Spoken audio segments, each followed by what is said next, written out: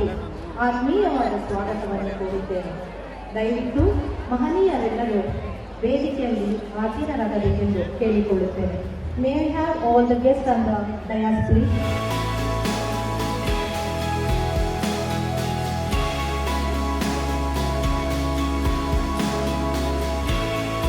Public School Rhythm of Life 26th Annual Day ಸೆಲೆಬ್ರೇಷನ್ಗೆ ನನ್ನ ಕರೆಸಿದ್ದಕ್ಕೆ ಬಹಳ ಧನ್ಯವಾದಗಳು. ಭಾಳ ಖುಷಿ ಆಗ್ತಿದೆ ನಿಮ್ಮನ್ನೆಲ್ಲ ನೋಡಿ. ಇನ್ನೇನು ಎಕ್ಸಾಮ್ಸ್ ಹತ್ರ ಬಂತು. ಮಕ್ಕಳಿಗಿನ್ನ ಜಾಸ್ತಿ ಪೇರೆಂಟ್ಸ್ಗೆ ಟೆನ್ಷನ್ ಜಾಸ್ತಿ ಇರುತ್ತೆ, ಅರ್ಥ ಆಗುತ್ತೆ. ನಾನೇನು ಹೇಳಿ, ಆಲ್ ದ ಬೆಸ್ಟ್ ಹೇಳ್ತಾ ಇದ್ದೀನಿ ಮಕ್ಕಳಿಗೆ. ಪೇರೆಂಟ್ಸು ಅಷ್ಟೇ, ತುಂಬ ಪ್ರೆಷರ್ ಕೊಡಬೇಡಿ ಮಕ್ಕಳಿಗೆ. ಹೆದರ್ಕೊಂಡ್ಬಿಡ್ತಾರೆ ಎಕ್ಸಾಮ್ಸ್ ಹತ್ರ ಬಂತು ಅಂತ. ಈ ಕಡೆ ಟೀಚರ್ಸು ಪ್ರೆಷರ್ ಇರುತ್ತೆ, ಆ ಕಡೆ ಪೇರೆಂಟ್ಸು ಪ್ರೆಷರ್ ಇರುತ್ತೆ. ಸೊ ದಯವಿಟ್ಟು ಅವ್ರನ್ನ ನಿಧಾನಕ್ಕೆ ಹೇಳ್ಕೊಡ್ತಾ ಚೆನ್ನಾಗಿ ನಿದ್ದೆ ಮಾಡಿಸಿ, ಬೆಳಗ್ಗೆ ಅರ್ಲಿ ಮಾರ್ನಿಂಗ್ 4 o'clock ಓದಿಸಿ, ರಾತ್ರಿ ಓದಿಸ್ಬೇಡಿ.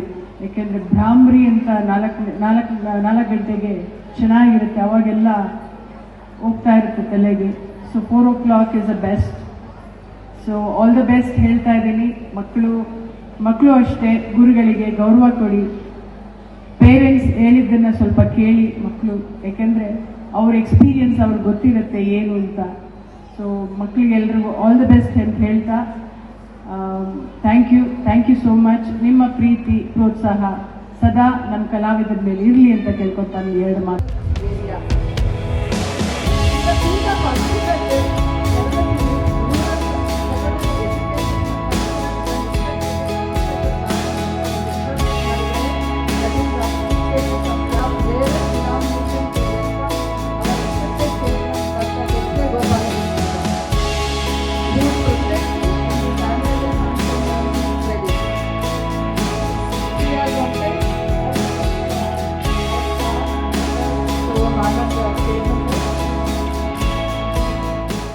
ಮೂಲಕ ಅಪಾರ ಅಭಿಮಾನಿಗಳನ್ನು ಸಂಪಾದಿಸಿದ್ದಾರೆ.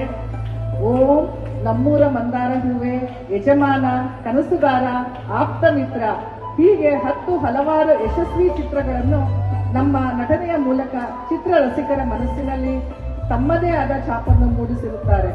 ಹಾಗೂ ಟಿವಿಯಲ್ಲಿ ಮೂಡಿಬರುವ ಅನೇಕ ರಿಯಾಲಿಟಿ ಶೋಗಳಲ್ಲಿ ತೀರ್ಪುಗಾರರಾಗಿಯೂ ಕಾರ್ಯ ನಿರ್ವಹಿಸುತ್ತಿದ್ದಾರೆ.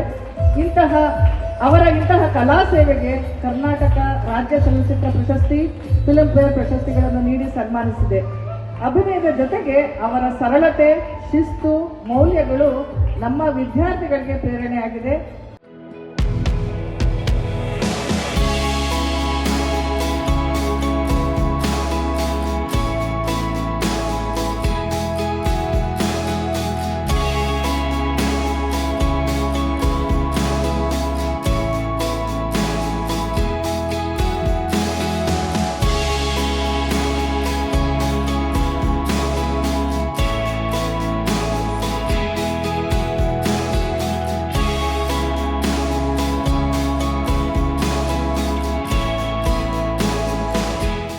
ವಾಯ್ಸೇ ಬರಲಿಲ್ಲ.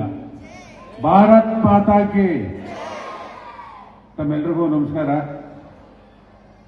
ಕ್ಯಾಲಿಫೋರ್ನಿಯಾ ಪಬ್ಲಿಕ್ ಶಾಲೆಯ ವತಿಯಿಂದ ಶಾಲೆಯ ವಾರ್ಷಿಕೋತ್ಸವದ 26ನೇ ವರ್ಷದ ಕಾರ್ಯಕ್ರಮದಲ್ಲಿ ಪಾಲ್ಗೊಂಡಿರ್ತಕ್ಕಂಥ ಕನ್ನಡ ಚಲನಚಿತ್ರರಂಗದ ಹೆಸರಾಂತ ನಮ್ಮವರೇ, ಕನ್ನಡಿಗರು, ನಟಿಯಾದ ಪ್ರೇಮಾ ಮೇಡಮ್ ಅವರೇ, ಈ ಸಂಸ್ಥೆಯ ಈ ಭಾಗದಲ್ಲಿ ಈ ಜಾಗವನ್ನು ಕೊಟ್ಕೊಂಡು ಒಂದು ಶಾಲೆಯನ್ನ ಮಾಡಬೇಕು ಅಂತಕ್ಕಂಥದ್ದನ್ನ ಅವರು ಸಹ ಗ್ರಾಮೀಣ ಪ್ರದೇಶದ ಮಧುಗಿರಿನಲ್ಲಿ ಹುಟ್ಟಿ ಈ ಭಾಗದಲ್ಲಿರ್ತಕ್ಕಂಥ ಮಕ್ಕಳಿಗೆ ಶಿಕ್ಷಣವನ್ನು ಕೊಡಬೇಕು ಅಂತಕ್ಕಂಥ ಒಂದು ಒಳ್ಳೆಯ ಸದುದ್ದೇಶದಿಂದ ಅವರು, ಅವರ ಪತ್ನಿಯವರು, ಇವತ್ತು ಅವರ ಮಕ್ಕಳೆಲ್ಲರೂ ಜೊತೆಯಲ್ಲಿ ಈ ಶಾಲೆಯನ್ನ ನಡೆಸಿಕೊಂಡು ಸಾವಿರಾರು ಮಕ್ಕಳಿಗೆ ಶಿಕ್ಷಣವನ್ನು ಕೊಟ್ಟಿರ್ತಕ್ಕಂಥ ಋಷಭಾವತಿ ನಗರದಲ್ಲಿ ಅತ್ಯಂತ ಹೆಚ್ಚಿನ ಮಕ್ಕಳಿರ್ತಕ್ಕಂಥ ಯಾವುದಾದ್ರೂ ಶಾಲೆ ಅಂತಂದ್ರೆ LKGಗೆ ಬಂದ್ರೆ ಡಿಗ್ರಿ ಮುಗಿಸ್ಕೊಂಡು ಹೋಗ್ಬೋದು, ಡಿಪ್ಲೊಮಾ ಮುಗಿಸ್ಕೊಂಡು ಹೋಗ್ಬೋದು, ಡಿಪ್ಲೊಮಾ ಮುಗಿಸ್ತವ್ರು ಇಂಜಿನಿಯರಿಂಗ್ ಹೋಗ್ಬೋದು. ಒಂದು ಅತ್ಯಂತ ಶ್ರೇಷ್ಠವಾದ ಶಾಲೆ ಅಂತಂದ್ರೆ ತಪ್ಪಾಗಲಾರದು ಅಂತಕ್ಕಂಥದ್ದನ್ನ ನಾನು ಈ ಸಂದರ್ಭದಲ್ಲಿ ಹೇಳೋದಕ್ಕೆ ಬಯಸ್ತೇನೆ.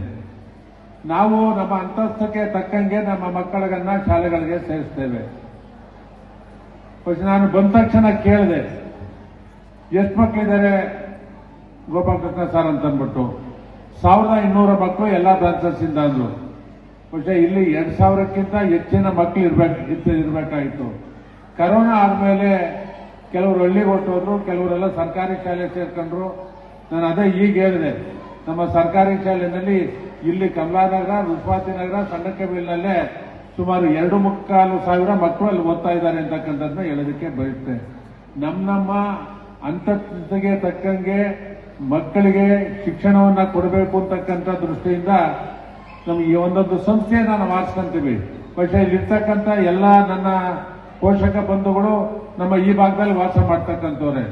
പക്ഷേ ನಾನು ಇಲ್ಲೇ ನನ್ನ ತಂದೆ ತಾಯಿ ಜನ್ಮ ಕೊಟ್ಟಿರೋದು ಇದೇ ಊರು, ನಾನು ಇರ್ತಕ್ಕಂಥದ್ದು ಇದೇ ಊರೇ.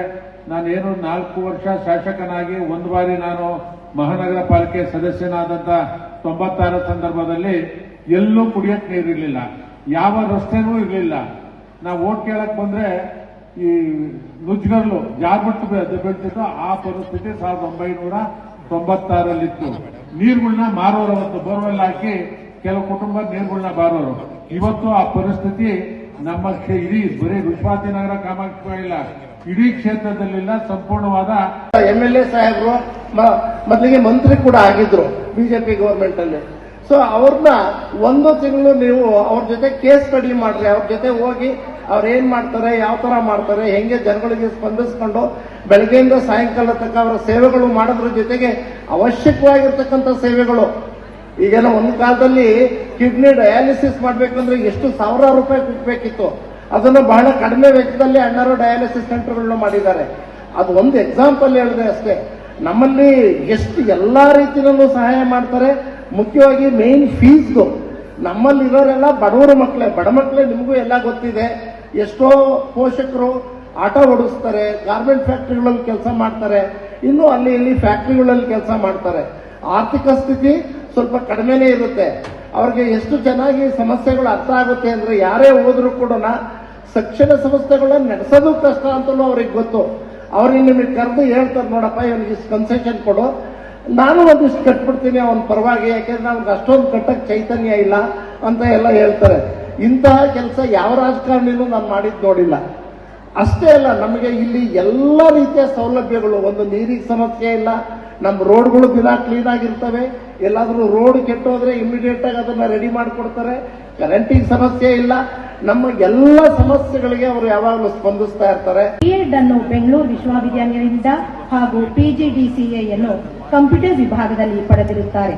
ಇವರ ಕಾರ್ಯವೈಖರಿಯನ್ನು ಗುರುತಿಸಿರುವ ಹಲವಾರು ಸಂಸ್ಥೆಗಳು ಅನೇಕ ಪ್ರಶಸ್ತಿಯನ್ನು ಕೊಟ್ಟು ಗೌರವಿಸಿದ್ದಾರೆ. ಅದರಲ್ಲಿ ಕೆಲವುಗಳನ್ನು ಹೇಳ್ತಾ ಇದ್ದೇನೆ. ಎಕ್ಸಲೆನ್ಸ್ ಇನ್ಸ್ಟಿಟ್ಯೂಟ್ ಸ್ಪೋರ್ಟ್ಸ್ ಮತ್ತು ಸ್ಕಿಲ್ ಬೇಸ್ಡ್ ಪ್ರೋಗ್ರಾಂ ಎಂಬ ಪ್ರಶಸ್ತಿ ಎಲ್ಡ್ರಾಕ್ ವತಿಯಿಂದ ಇಂಡಿಯಾ K-12 ಅವಾರ್ಡ್ 2022